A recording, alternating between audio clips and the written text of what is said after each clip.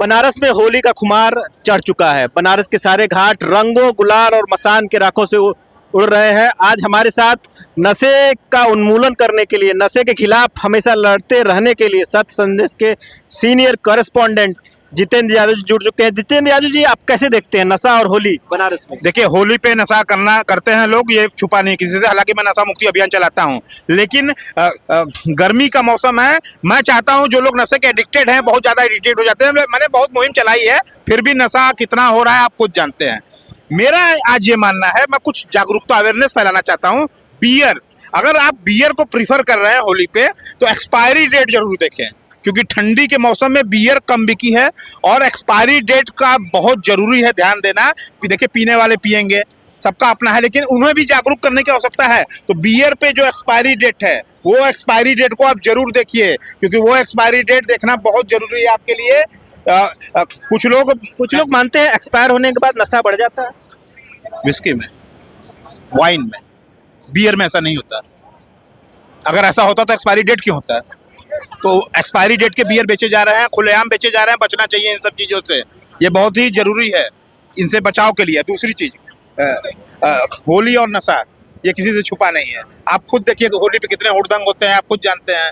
लगातार आप देखेंगे काशी धर्म नगरी है, बावजूद इसके होली पे कितने लोग शराब पी के हुड़दंग करते हैं और कहते हैं कि this is the part of our culture. बताइए, नशा कब से संस्कृति का हिस्सा हो गया? नशा कब से संस्कृति का हिस्सा हो गया? मैं नशा मुक्ति अभियान पे आए दिन शराब से बोतल को गटर में डालता हूँ। गटर में इसलिए डालता हूँ ताकि लोगों को लगे कि शराब की जगह पेट में नहीं है, गटर में है, लेकिन लोग नहीं जाग रहे। तो जो पुराने नशे थे, भांग था, गांजा था, वो भी तो है। लोग भोले भगवान को, शिव को जोड़ते हैं कि गरल पी गए। आर्थिक रूप से जो कमजोर लोग हैं वही भांग खा रहे हैं। जो आर्थिक रूप से संपन्न है वो नशे शराब की तरफ भाग रहे हैं। बड़े बड़े नशे, हीरोइन, चरस। आपको क्या लगता है बनारस में हीरोइन चरस नहीं मिलते हैं?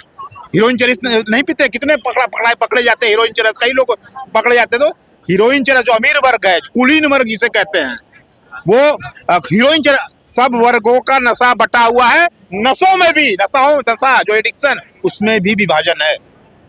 हाँ, बीएचयू में भी कुछ सिरिंज पाए गए थे। मैंने कवर किया था, उसको भी मैंने ही कवर किया था। नशा पे चाहिए, बीएचयू में तो नशा हो रहा है। इस तरह का नशा कुछ बच्चे हैं जो करते हैं नशा। कई सिरिंज पाए गए हैं। अमर उजाला में देखिए, सभी अखबारों में देखिए, वो पाया गया है।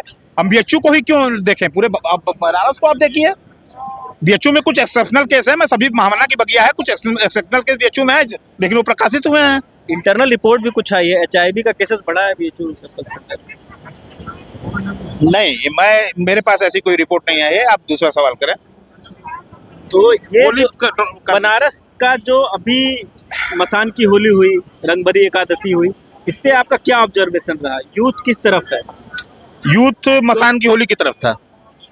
यूथ को आकर्षण चाहिए, यूथ को मनोरंजन चाहिए, यूथ को फेस्टिवल से कोई मतलब नहीं है, यूथ को त्योहार से मतलब नहीं है। यूथ को सिर्फ और सिर्फ एंटरटेनमेंट चाहिए। त्योहार अब संस्कृति। अच्छा, वुमेन कंसेंट और मॉडेस्टी, जो गरिमा की बात करते हैं, उसमें खलल डालना क्या सही है? क्या लोग दूर से रंग फेंक देते हैं?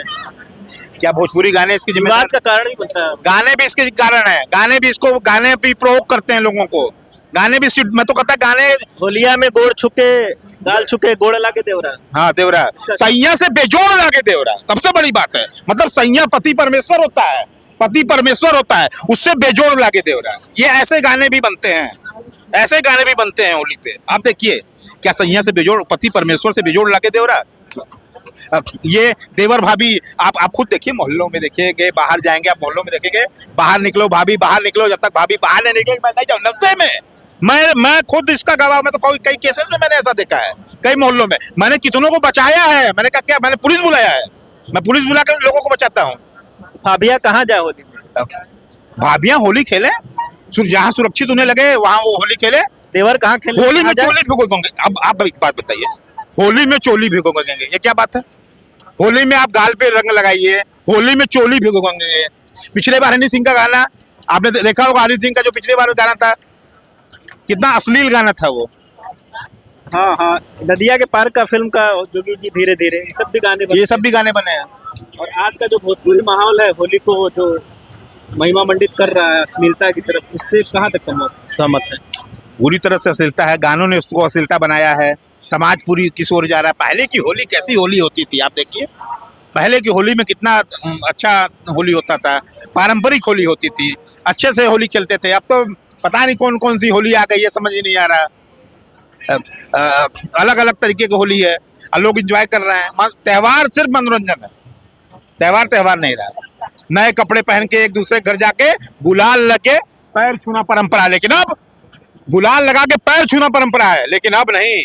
अब तो भैया चोली भिगोना, चोली भिगोना है, चोली भिगोना है। होली पे चोली आज न छोड़ेंगे बस हम चोली, आज न छोड़ेंगे बस हम चोली, खेलेंगे हम होली। मनोरंजन के लिए बनाया गया था, फिल्में मनोरंजन कहाँ है, उनको तो वास्तविकता बना दिया था। कबीर सिंह प्रेम में घायल युवक, कबीर सिंह प्रेम में घायल युवक सिगरेट पीता है। यहाँ के लोग एक दो लोग से गलती से प्रेम कर लिया, सिगरेट पीना शुरू, मैं कबीर सिंह हूँ, बुलेट लगा लेंगे, मैं कबीर सिंह हूँ। पूरी तरह से समाज का पतन सिनेमा ने किया है, इस बॉलीवुड ने पतन कर दिया है, त्योहार को भी लायक नहीं छोड़ा है।